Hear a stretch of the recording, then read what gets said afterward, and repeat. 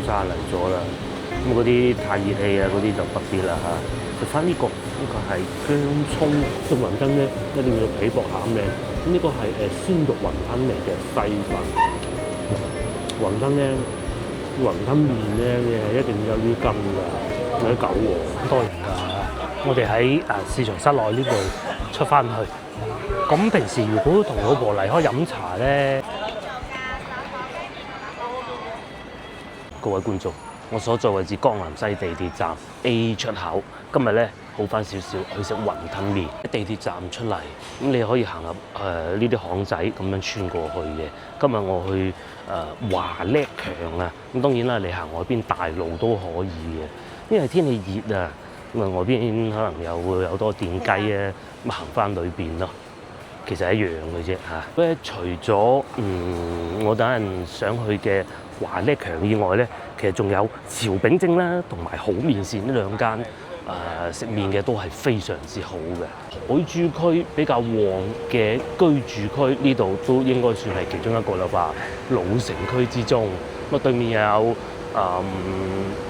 海珠分局啦、公安局，咁啊呢個辦證中心嚟嘅。我哋行入去呢度子丹大街啦。另外潮炳正呢間極力推薦，可以試下。不過因為上次試過冇理由又食嘅，就係呢度過去啦。嗰度仲有水牛奶皇后添，不過未夠鐘開工。咁同埋前邊仲有紫藥禮添喎，飲茶嘅。住子丹大街呢度一路往前行就到啊！咁呢條街都真係好多美食㗎啦。前邊喺嗰陣閃下嗰度咧，又有潮汕銅坑牛肉米粉啦，不過未食過。咖啡店又或者係啲超市添，咧連麗銀腸粉都係有嘅。仲有呢個都係好推薦啊，好麵線，芳村都有佢分店嘅。其實我認為即係如果講到新派裏邊咧，呢個會更好食嘅。嗰邊有冇位？如果一冇位咧，我就過嚟食一個好麵線。呢個好食啊，豬潤撈粗好正啊！好講到有一條街咧，即係好隱世嘅，咁然之後又有好多本地美食嘅咧。其實江南西你真係要行過嚟子丹大街呢度嘅，咁先頭見到咁多嘅，後邊仲有好多粵菜嘅小店咯。就係呢度華叻強麵家咁嘅食雲吞麵嘅，但係咧佢鋪面係比較細嘅。老實講，啲天氣我真係唔係好想坐外邊，睇情況啊，位就肯定有嘅。如果裏邊坐到爆嘅，咁我就再算啦。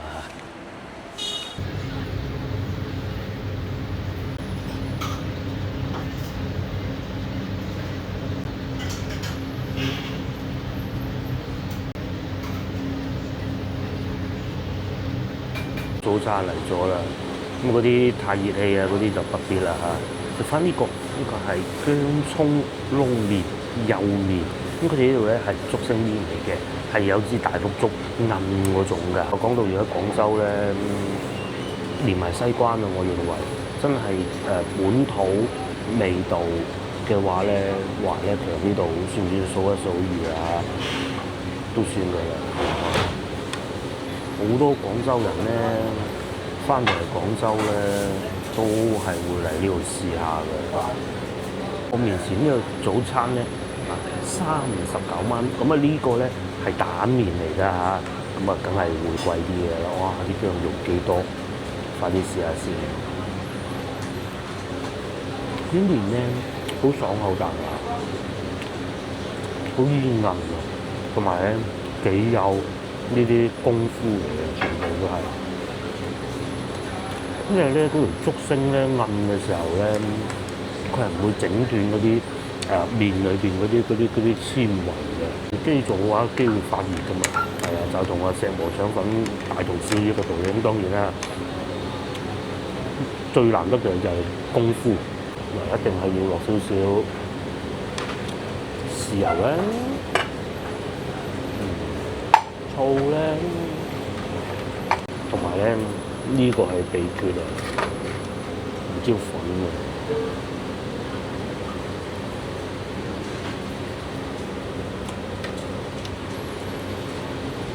咁同埋咧，我覺得唔應該落辣嘅，落辣咧就毀咗個麵嘅。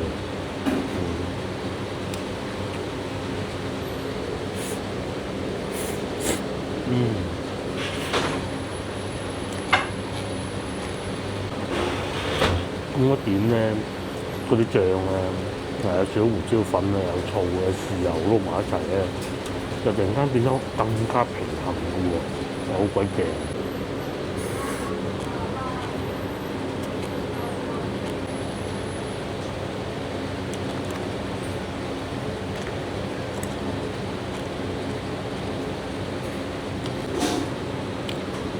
接嚟試下個雲吞，哇，好薄啊嗰啲皮。食雲吞咧一定要皮薄餡靚。咁呢個係鮮肉雲吞嚟嘅細雲。雲吞咧，雲吞麵咧，你係一定要有啲筋㗎，有啲狗喎。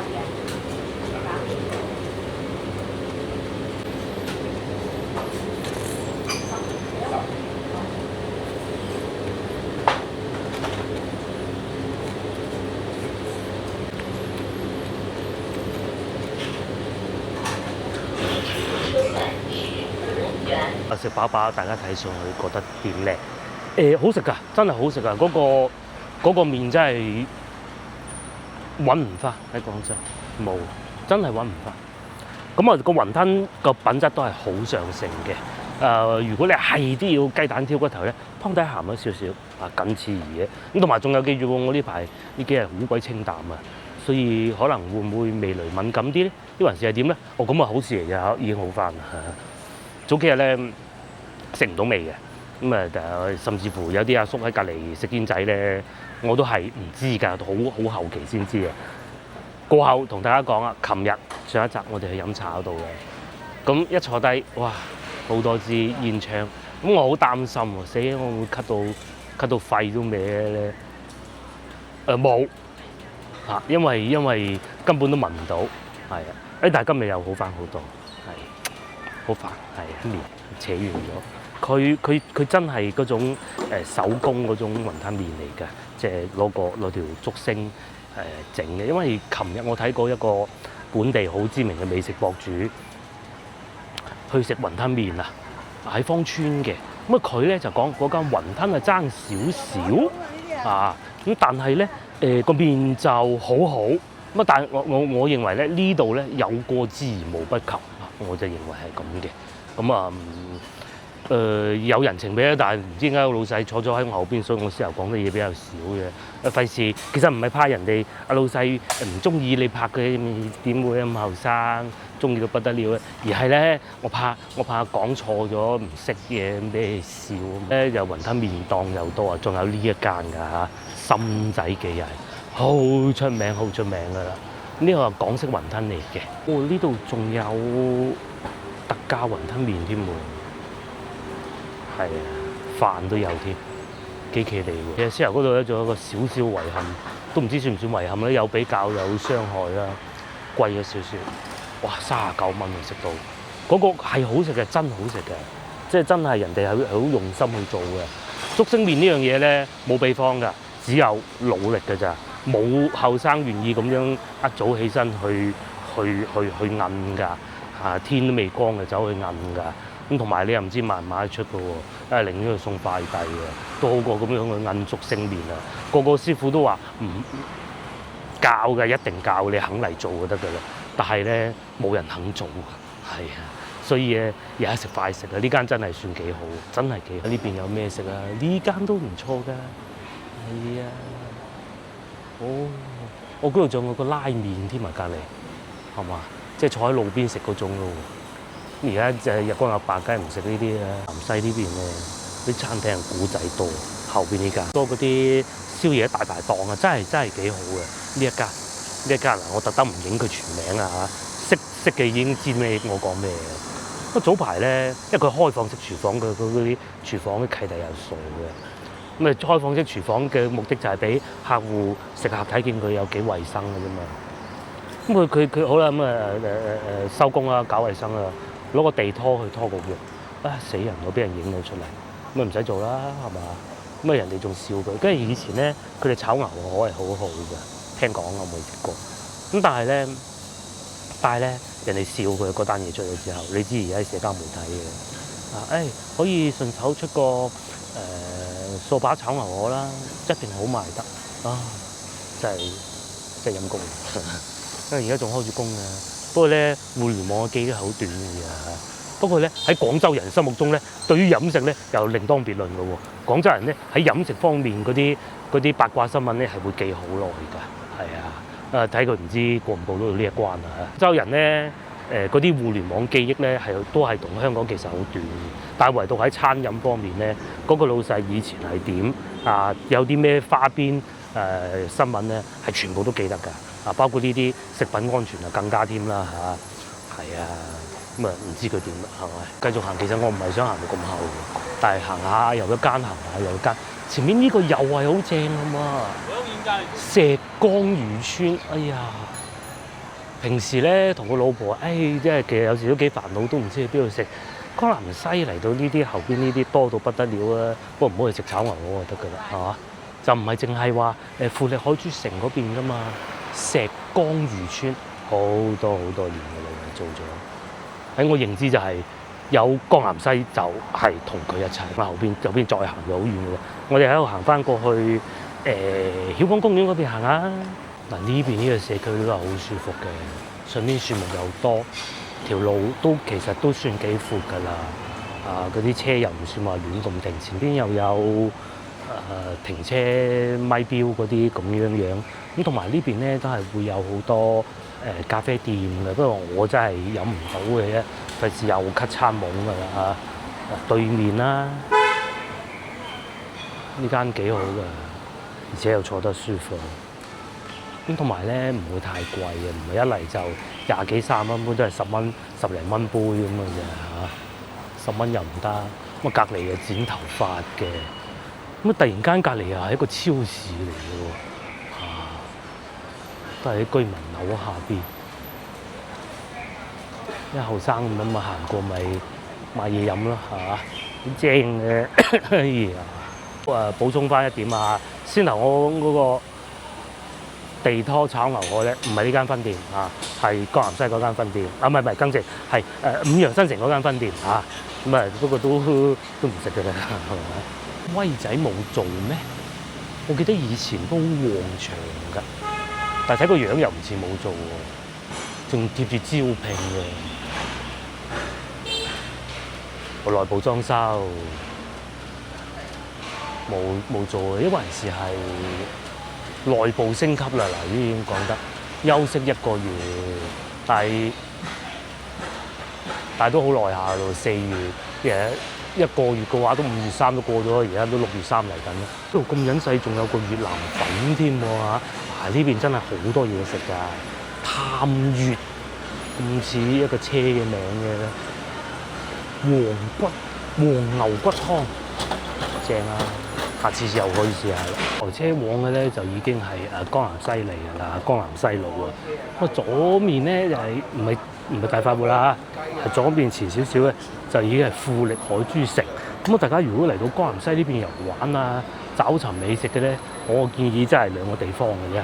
因為富力海珠城有冷氣，唔使講㗎啦。但係商場嘢咯，你又想揾翻啲唔好咁千篇一律㗎啦。有啲特別㗎啦，唔好到時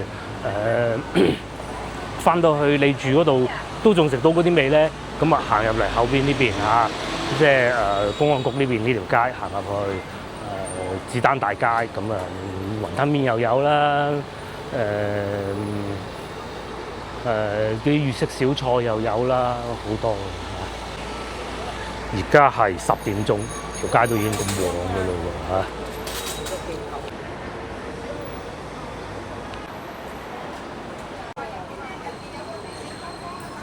呢度有間台山粽，不過咧價錢珍貴，15蚊2個。咁可能啲料足啲啦嚇。端午節咧開始好多鋪頭咧，平時啊唔係賣開粽嘅咧都會賣粽。如果咧有啲鋪頭佢個老闆咧整粽係好叻㗎，因為粽係唔係淨係端午先食得㗎嘛。咁佢咧會趁住端午呢個時候啊，打響自己嘅名堂啊，第日多啲客人嚟買啦嘛。呢個唔係食粽嘅，嚟我就會往公園嗰邊行下啦。天氣熱嘛。呢個話江環東路啊，繼續行啦。咁啊呢度江南東啦，除咗先頭咧我哋行過江南西嗰邊以外咧，呢邊都係好多居民㗎。咁應該係對面先啱嘅，過唔到得到去。我係想去公園行下啫。好似過唔到去喎。海珠區市中心、老城區啊，唔好講市中心啦，呢個公園都算大嘅。其實仲有比佢更大，不過嗰個算比較遠少少嘅，嗰個係海珠濕地公園。呢度對面睇到啦，係曉港公園。呢度有配備咁大嘅停車場添，都幾方便啦。應該係有月保嘅，即係月卡嗰啲嘅意思咯，係啊。錢好合理喎，1200蚊一個月，真係啊，算合理，好合理。但係佢就戶外嘅咯，小遺憾就係有人就中意戶外，有人中意室內。咁我自己咧就車就長期停喺室內嘅。咁但係如果有商場嗰啲咧，其實係戶外爽啲嘅，因為你停室內咧、室外咧，長期俾啲太陽曬住就唔係太好嘅對個車嚟講。咁但係咧講易揾翻部車啊，易出入啊，就真係戶外會好啲嘅。咁個月保可能都好多俾人租晒咯喎，全部擺晒雪糕筒到去前面嗰度。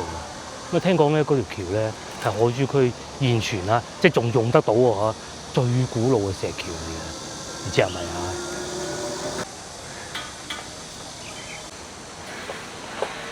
炎夏日一入到嚟公園咧，好似好涼爽咁，未至於開始冷氣。所以咧，公園咁多長者嚟行啊，就係有道理，空氣又好。咁至於呢條橋咧，我查過資料㗎啦，因為其實喺佢哋公園門口係有寫嘅，真係古橋嚟嘅，雲貴橋喎叫做。但係唔係喎，呢度唔係東曉路嚟嘅喎，呢個應該係另外一個入口嚟嘅。咁即係唔係呢條橋啦？哦，係啊，嗱，呢度有指引嘅。呢個公園係有湖㗎，有蛙艇仔㗎。呢度叫廣州曉港公園，好靚喎整到。穿過呢個公園，繼續往前行，同埋呢度咧仲會有落雨杉。咁佢係一種杉樹嚟嘅，去到幾時咧？去到秋天啦就會好靚嘅，應該係變到紅色嘅。如果我冇搞錯嘅話，因為前面仲會有人喺度唱歌添，哇！呢度會叫曉港公園咧，原來啊佢個名啊就嚟自一個明代嘅古橋，叫小港橋，大小嘅小啊嚇。咁啊諧音咧，小就唔好聽啊嘛，要曉，咁啊所以咧就改成叫曉港啦。換言之咧，曉港公園嘅名字由來咧就係由一條明代嘅古橋由來嘅。不過呢度最值得打卡咧就係500年嘅雲貴橋，即係等陣我哋會見到嗰個啦嚇。不過建立於明嘉靖24年，話明朝啊，1545年，足足差唔多500年㗎啦。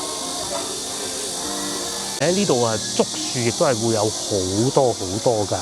聽講話咧係有120個品種喎，真犀利啊嚇！呢度仲聽到裏邊唱歌，好似喺啲opera 即係咩總之好似喺啲 opera 裏邊聽到咁啦嚇。咁都係唱翻啲革命歌曲嚟嘅，但我聽唔到佢哋唱咩。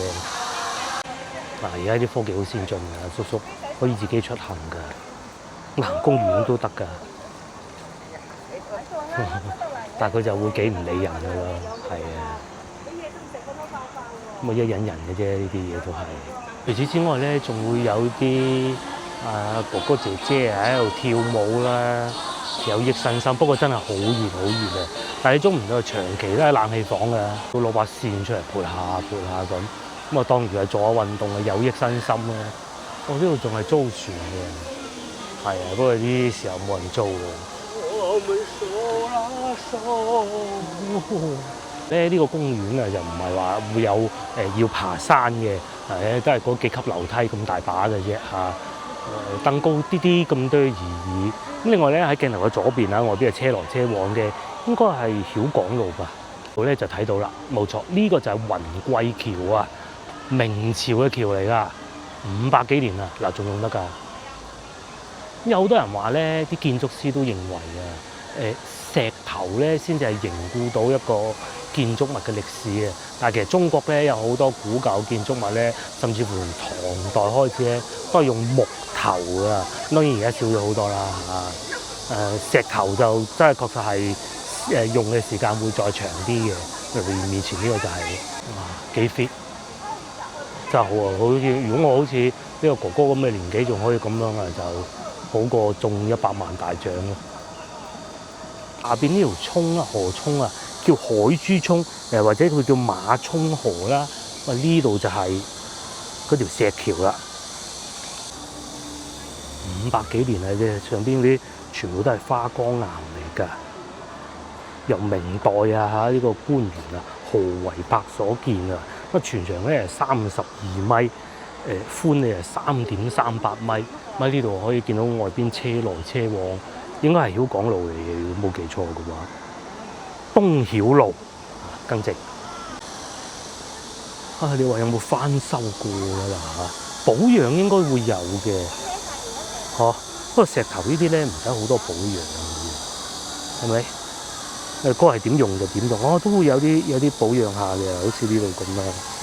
呢度即係黐翻啲灰咁樣咯。但係應該大變化係冇。上次咧同老婆嚟咧，佢都想行嘅，揾極都揾唔到，走先當時係，而家就揾到。我諗唔到咧，江南西咧都係會有啲古石橋可以睇下嘅。哇！不過真係好熱，同埋已經係琴日落咗場大雨嘅。如果咪仲熱啊！哇！啲小朋友幾開心跑得。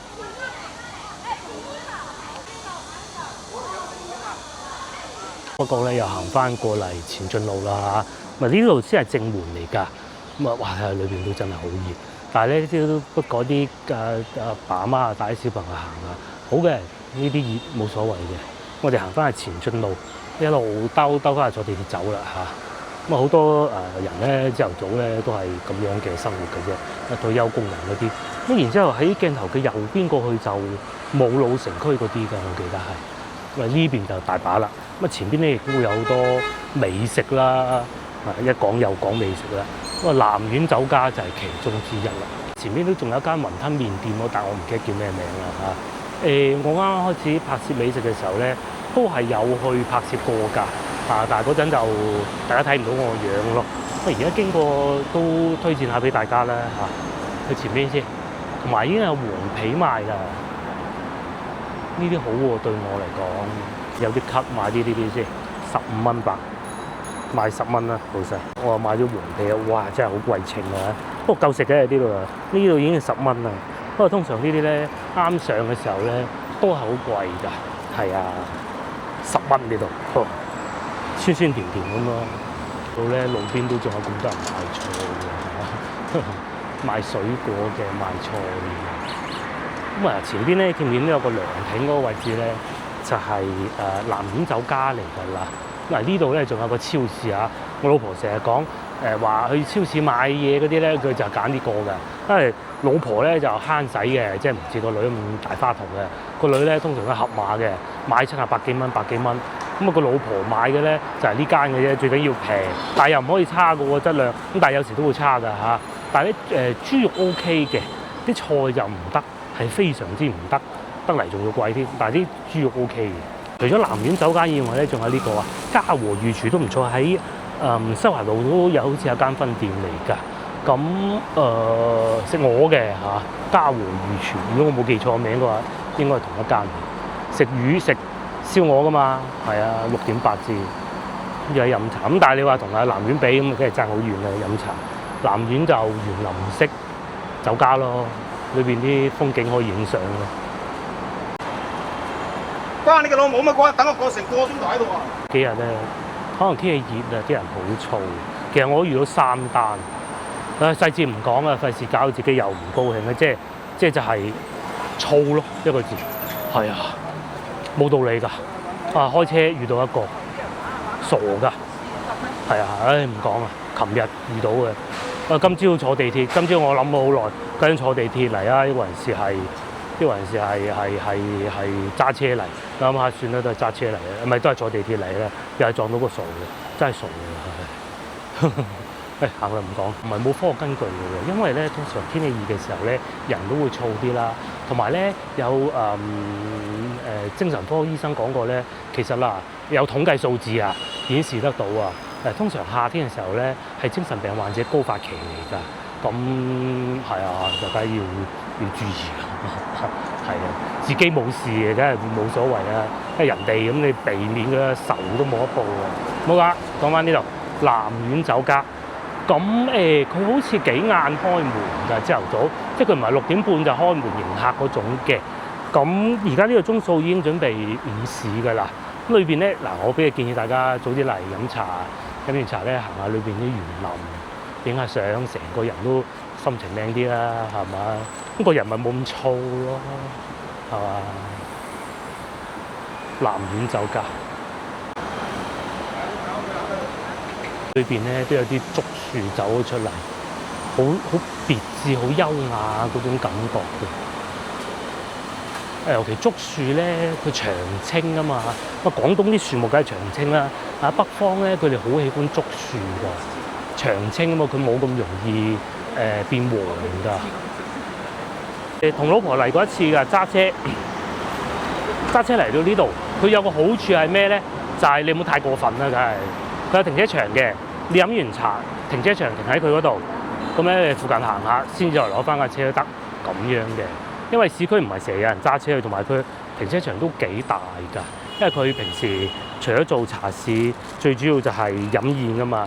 做飲宴個停車場唔大，做唔到㗎嚇。咁啊呢度停車場幾大嘅。行緊呢度咧就前進路啦。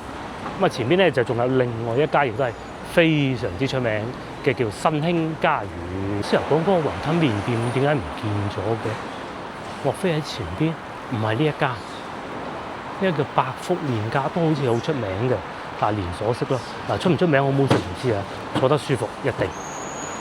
哇！你喺裏邊啲冷氣幾勁，估你都估到勁啦，係嘛？應該勁嘅。至於呢度入去裏邊咧，南村啊會叫做，即係舊改嗰啲舊屋啊，裏邊全部都係。我記得我有觀眾都係喺裏邊，即係舊屋喺裏邊住嘅，唔係而家喺裏邊住咁嘅。咁而家唔知個舊改進行成點啊？我覺得難啲咯，因為呢啲地段咧貴到曉飛啦，點改啊？邊個發展商肯攞呢地啊？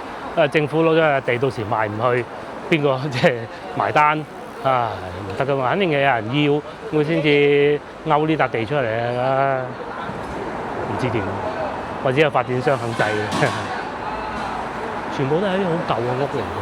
而家所在位置係前進路啦，咁佢名咧點嚟咧？大家考下大家啦嚇。咁啊，佢個名咧一聽咁有革命色彩嘅，你就知道應該係會唔會係文化大革命嗰個時代嚟㗎？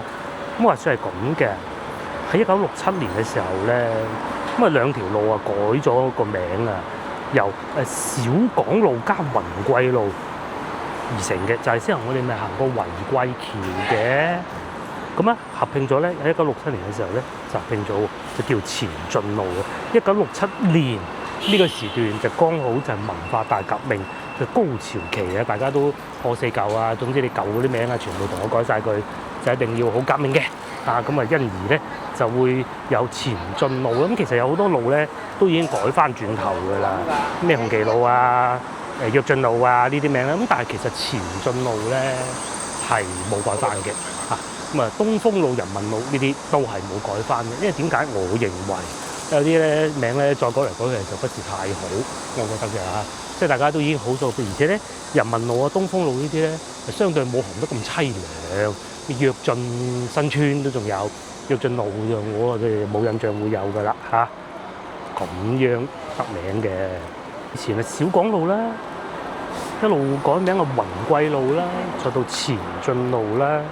咁啊由古代明清時代一個古地名咧變成革命嘅口號啊，短短10年間嘅事情嚟嘅啫。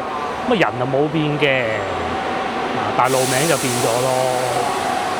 咁啊至於面前呢個咧，就係我先頭所講話之前嚟食過嘅，原來佢嘅名就叫竹升麵啦，省城美食係啊，不過要搭台嘅，係因為我食過啦。你話係咪無與倫比又未至於，但係你話難食就肯定唔算難食。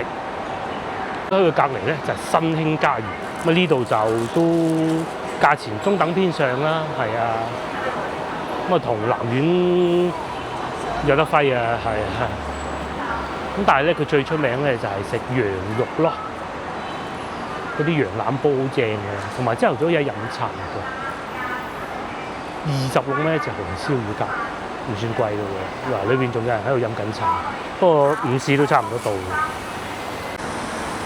仲有卡拉 OK 添，應該仲做緊喎。不過世界盃佢咪有得搞？不過世界盃9點都有波開，唔知點。呢度仲有湛江雞，呢個新開喎，生記湛江雞。咁啊對面就係醫院嚟嘅。但我仲記得對上一次咧驗核酸咧，唔係應該講係最後一次驗核酸咧，就喺呢度。你真係估唔到，都咁耐啦，自己又中翻，都唔知有冇中，都冇驗過。就係呢度，咁啊呢度以前係一個醫院嚟㗎，應該係中山醫科大學嘅啲分校區嚟㗎，係啊，就叫做海珠區中醫院啦，都算係海珠路城區一間比較大嘅醫院嚟㗎啦。咁我哋行翻呢條巷仔過翻去咯。如果我冇記錯嘅話，呢度一路行咧係可以行翻過地鐵站嘅。小院啦，唔算大院咯，唔使行翻大路啊嘛。呢係啲居民樓下邊嗰啲路嚟嘅，啲社區嗰啲路，應該係會經過南村市場嘅。如果冇記錯嘅話，相對比起其他社區啊嚇，江南西呢邊咧係冇以前旺得咁凄涼嘅。因為點解咧？其實最大嘅原因咧，有間市場執咗笠啊，早之前。因為通常咧你要睇人多唔多居住嘅市場啦，係嘛？交通方唔方便啦？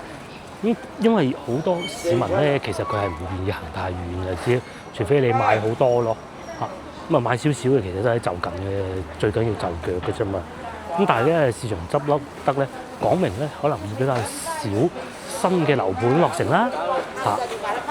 舊嗰啲咧，咁佢又唔會話再有增長噶嘛，而且咧呢啲屋咧其實幾舊㗎。你買二手你又唔會買呢啲啦，係咪？多唔多人都多，但係咧有個市場執得笠咧，就講明係減少宗咯。哇！咁熱都有人嚟買餸，呢就係市場嘅其中一部分。咁以前仲有萬松苑市場㗎嘛，已經幾舊，點樣舊改咧？仲有冇人住咧？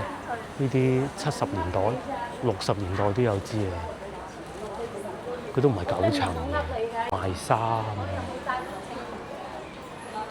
條路咧連車都冇，係咪？就算人行出嚟咧，問題都唔大㗎。咁側邊呢啲咧，其實仲要係平房嚟㗎。聽講話咧，好似司頭所講啊，舊改啊嘛，邊個仲搬嚟呢度住啊？嚇！終於見到有車㗎，有啲樹木又要保護好佢啦。樹仲大過屋啊！呢啲叫做。我哋而家行緊呢個南苑大街，呢啲已經算多人㗎啦。我有啲屋都有加裝電梯嘅，好似呢個咁樣，但唔多咯。仲有呢啲標語添，振興中華，控制人口，而家都唔控制人口啦，大佬。冇錯啊，前邊呢度啊，就已經係去到路口㗎啦。係啊，咁一行翻出去不遠處咧，就已經係地鐵站嚟㗎啦。咁啊，好處就係方便咯，而且仲係大站啊，江南西站添。呢度呢啲龍眼，龍眼13蚊，咁同埋榴蓮係48蚊一個，咁又唔貴喎嚇。從邊度啊？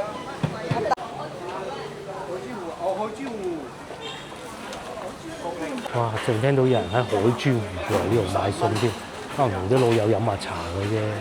呢邊係人氣足翻啲啦。11點鐘，都幾多人喎。之前同老婆嚟過一次嘅，都旺㗎，有今日咁旺嘅都。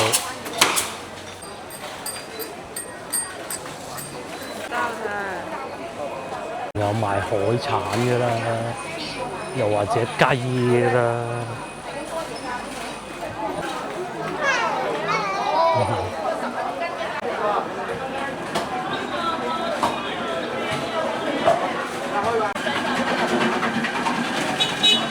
多人㗎。我哋喺市場室內呢度出翻去。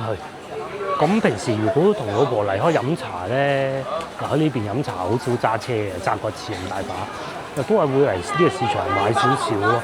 仲有呢檔雞好啊，因為前邊呢度買過㗎啦，一味靚嘢紅記，冇錯，佢叫做紅記啊，就係呢度。賣晒啲雞，市場就好狹窄㗎啦嚇，但係一樣嘅，開電雞入嚟嘅，係啊，咁啊喺呢度出翻去，個地下又係濕嘅。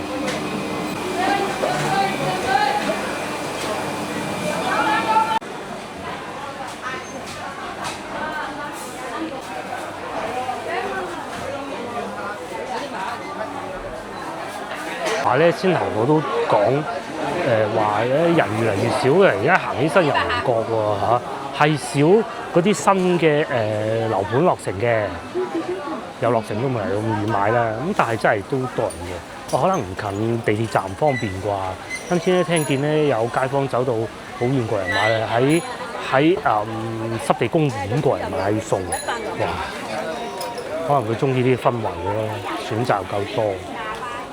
都18蚊喎啲黃梨，咁我又唔算買得貴喎。天氣咧真熱，仲要今日已經唔算暴曬嗰種㗎啦。個天都係陰陰地嘅，同埋又落過雨。琴晚黑，如果唔係仲惡搞，呢啲天氣都係咁嘅接落嚟。